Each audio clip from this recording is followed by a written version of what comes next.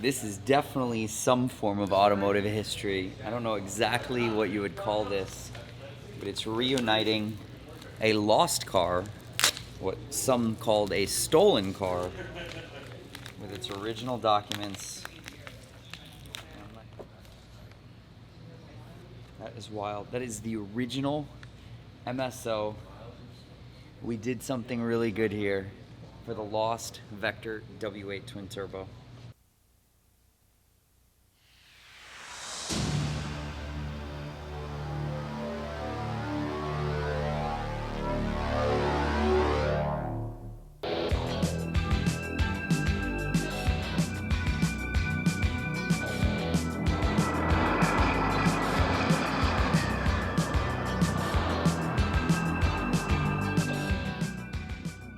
A piece of legendary history in so many ways. It's essentially the last Vector W8 ever made, Gerald Weigert's personal car, and there's this crazy story about Lamborghini actually seizing the car and taking title for the car.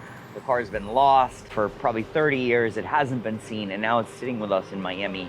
We're trying to clean up the history and paperwork on that car, so very cool.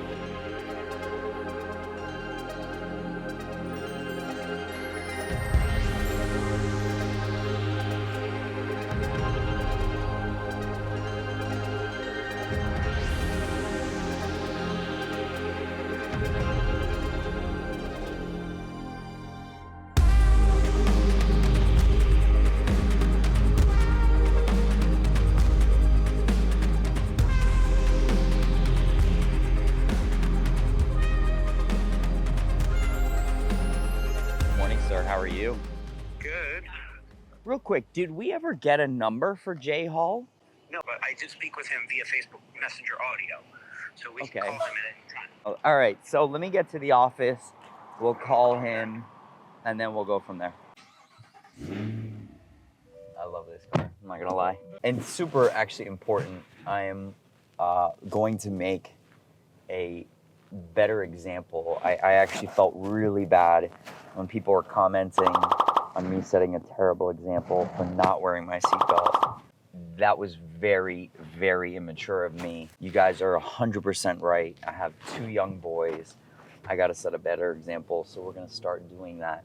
Hello, my friend, how are you? For documentation purposes, I know we got the original MSO from the family. We have this settlement agreement. Where did this start? I have a few questions. How did you contact the family? Did you know about the history of this conflict? It's very, very important to me and the next owner of the Vector to perfectly tell this story.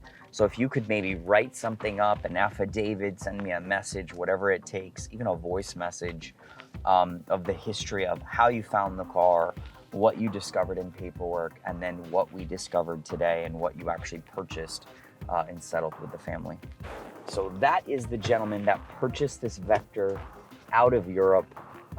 He's a very passionate Vector, I would say, or 80s and 90s supercar collector. Now, there's rumors that the car was stolen, as I had mentioned, and essentially our goal is to settle everything with the family, who would have this judgment and everything like that, and then settle everything with the world. Make sure everyone understands that we've cleaned up this car's history, we've imported it back to the US, and it will have a free and clear title. Researching all these things, so this will be the first time that this story is ever told to the public. There was only 17 cars produced. Of those 17 cars, I think they're all have been documented or found. I think there's maybe one missing car. This car was considered a lost car.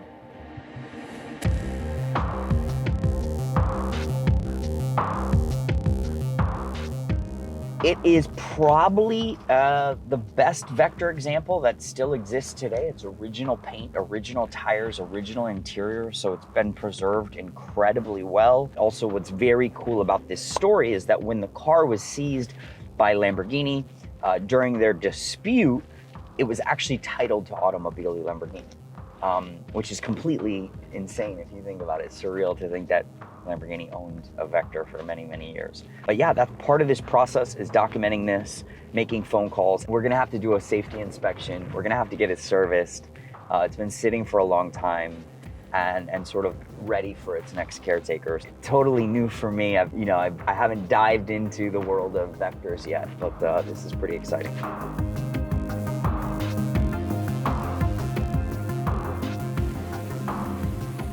Hi, Jay. You're here with Stephen and John. How are you, sir? Hi. Good afternoon. From far away, I've been a really big fan of everything you've done for Vector. Considering they're so rare, I haven't had the opportunity to deal in too many. So I wanted to, sort of pick your brain. I think you're probably the leading expert in the world. I was growing up in the 70s and 80s. And so a friend of mine, actually my best buddy at school, he had that poster in 1982. And Yep. I said, what kind of a car is that? He said, it's a Vector. I said, who builds them? He said, yeah, and a guy, he builds his own car, Vector cars. I said, yeah, but who is that? Is that General Motors? Oh, that's so funny. On his own, it's a man building his dream car. I said, oh my God. So I fell in love with the car, and then later, 10 years later, we went to the Geneva show. I met Gerald Weigert, and Wow. got to see the first car, and Wow. all 19 W8s in the Wow. world. I have personally seen 15 of the 19 cars that were built and driven 7 or 8 of them. That's And incredible. with the car that you just bought, there's a little bit of a problem. I'm not sure. Well, if you, it's I fun, wish you and wish you would have contacted me. and that's why I wanted to call you, because I think it's actually really nice, because I think that it's been resolved, and that's why I wanted to call you, because I thought if anyone should be involved now in this part of the story, it's you. Essentially, he had while he was purchasing the car, he reached out to the family, and he paid the family to basically settle whatever the disagreement was, the judgment or whatever, and he paid them. Okay, because I haven't talked to the family in a while. Okay. Gerald Weigert passed away in January 2 years ago. Yes. And this would logically be the only way to settle this case. Yes. Right? So, and he knew that, but what's funny is he hasn't told anyone, and I have it from, is it Vera? Nava, I'm sorry. So Nava and then the brother Gerald. So this gentleman, actually, this collector, called me and he said, listen, I'm sending you the car. I paid to settle the judgment and I paid to buy the MSO, and here's all the paperwork.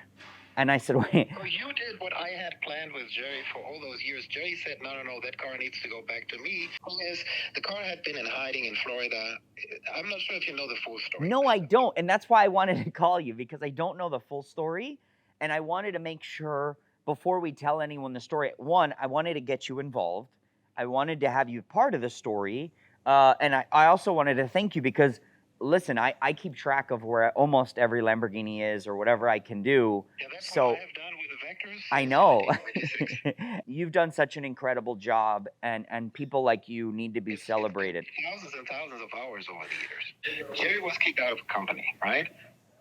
They accuse him of embezzling money, and Yep. The famous story with the $6,000 bra for his girlfriend and all these things, right? Okay. So yeah. And he was fighting and locked up and with armed guards and stuff, and as the press would put it, in his compound there, right?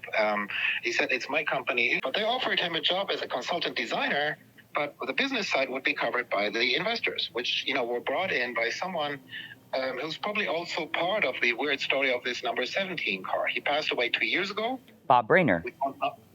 Bob Brainer. I knew you were going to say that. I wish that I was able to interview Bob Brainer, because he probably, there's so many stories that went to the grave with him. That's true, but he was interviewed by Shannon Wofford, who's doing the Vector documentary. Really? Right? Okay. Yeah. Wow. So you may want to talk to him as well. There's different versions, because when you talk to Gerald Weigert, you never got the full truth. So here's the takeover. Indonesians come in with the help of Brainer. Other people say, well, Jerry was just not smart enough to keep his majority shares. So the way Jerry said, he and Brainer owned over 50%, and Brainer would switch sides So now the Indonesians plus Brainer would have the majority. Oh. Maybe like 40, 40, 20. Let's say, I don't know the numbers, but let's say Jerry had 40% of the shares, Indonesians had 40%, and Brainer has 20, right? So it was all Brainer changing sides, right? Giving power to the Indonesians. That's what I understand. But again, for that, you may want to talk to China Wolf, because he's talked to more people, and he's talked for hours to Brainer. Wow.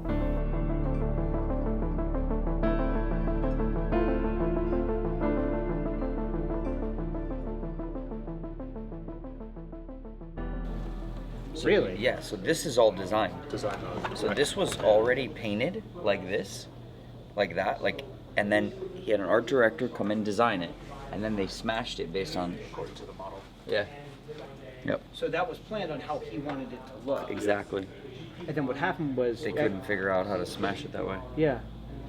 Interesting. Go take care of my kids.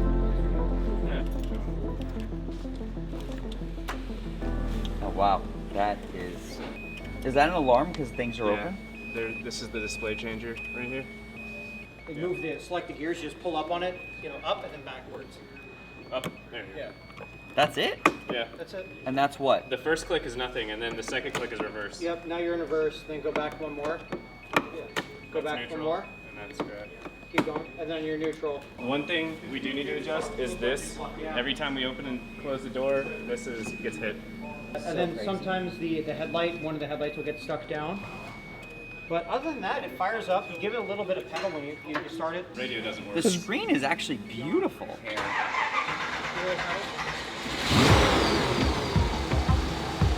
Wow. The screen is actually reactive. Oh yeah, here. Check the top turn.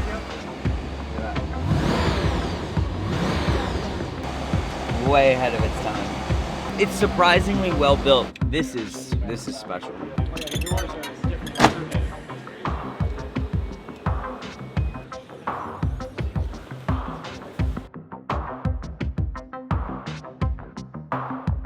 Great.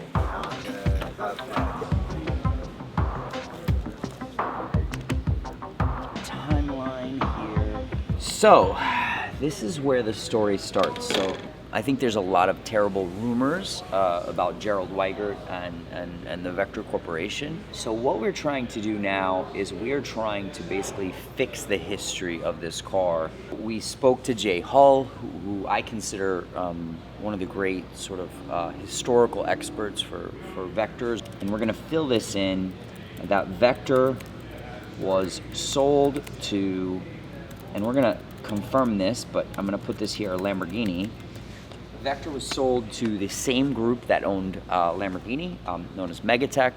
And the story online, if you believe the forums or read the forums, this car was actually missing for something like almost 30 years. The belief was that this car would never be found again because there was a judgment on it and there was a claim. And what we learned was that there was actually a lawsuit filed by Gerald Weigert against Lamborghini. And here's where it gets very interesting. So Tommy Suharto, Indonesian businessman and politician, he was the youngest son of the second president of Indonesia. So they had purchased Lamborghini from Chrysler for $40 million, later sold Lamborghini to Audi Volkswagen Group for 110. A lot of criminal convictions. A bomb plot, apparently.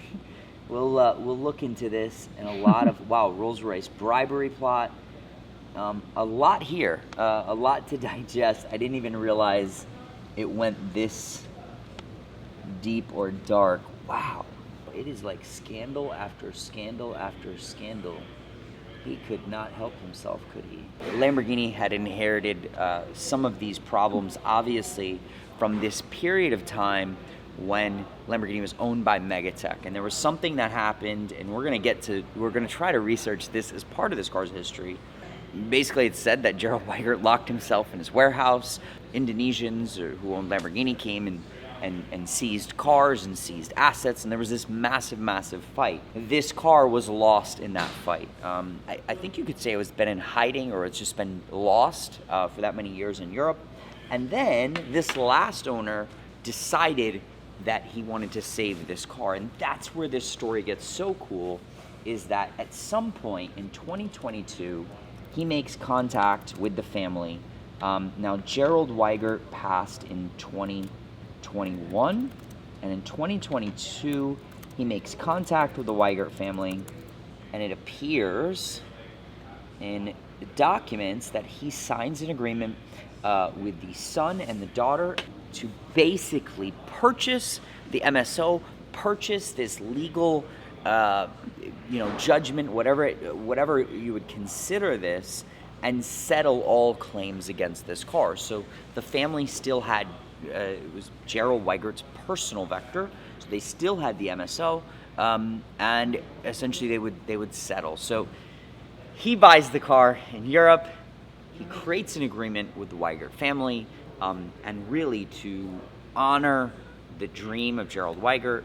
The family, from what I've been told, and we'll reach out to them at some point, was very, very sincere and very excited to sort of clean up this history. Megatech had moved Vector from its California base to Jacksonville, and that space was incredible. That's where Alusa was, Automobili Lamborghini USA. There's a great period video in 1994 showing, I think it was SE30 number 3 or 4, one of the yellow cars, the only US yellow car, and that car was there. And you can see this actual Vector W8 in the background. You see the Diablos, you see some other Vectors around.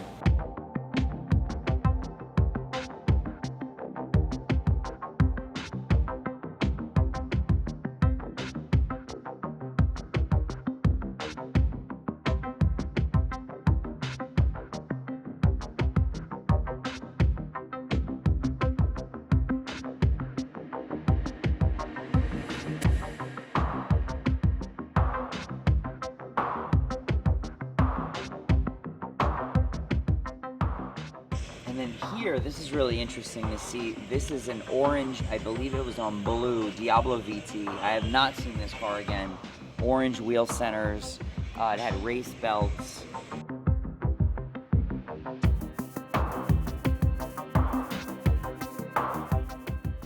I hate to ever call someone like, another expert without at least having the skeleton, because then I don't know what questions to ask or what to dig for. Something happened in 2002 where it shows a vehicle purchase reported, so it might have been sold at that point. New owner, 2002 in Kentucky, exported from Charleston, South Carolina to Germany. That looks like it was 2003. March. At some point, and this is funny because this is the title, duplicate title issued. That title was actually in the name of Automobili Lamborghini. So this is probably the only Vector in the world that has ever been titled to Lamborghini. It's actually, if you look, it's Lamborghini, Automobili Lamborghini USA, which gets even more interesting because that's not even technically Lamborghini. This old title is registered to their address in Sant'Agata. Really crazy story and crazy history, and we're just excited today to have it cleaned up. So the only photo of this car that's ever really been shown was taken by Ron Kimball, famous photographer, and here it is. And this was this car. And if you know anything about Jacksonville, I'm gonna guarantee that this was actually taken in Jacksonville, and it looks like at the same time they were taking photos in the same place of probably the first M12s. This shows as a 96 M12. This shows as the famous, I actually knew one of the owners of this car, but the famous Statue of Liberty M12. And then here is the WX3 prototype, the 1992. So the next step is really to try to finish up some interviews. We're gonna do a full safety inspection on the car. We're gonna go through the car and get it serviced, document everything perfectly, and really try to explain the story. Make sure everything's factual. We're gonna start with this document here and make sure that everything that we do is supported. And I actually learned this from another incredible expert, actually a journalist, someone I respect greatly, Massimo Delbo, and he talked about when you're building a story like this, try to support it with, you know, affidavits or anything you can find that's a document, and fill in that. So we're going to try to do this with this car as best as possible. Luckily, we have a lot of legal documents. We have copies of title, MSO, things like that. So that will be easy. And I think the stories, we can get affidavits and fill those in. And luckily, it's not too long ago, so there's a lot of people that are still alive that were involved then. Unfortunately, a few have passed, but we're going to try to tell its story.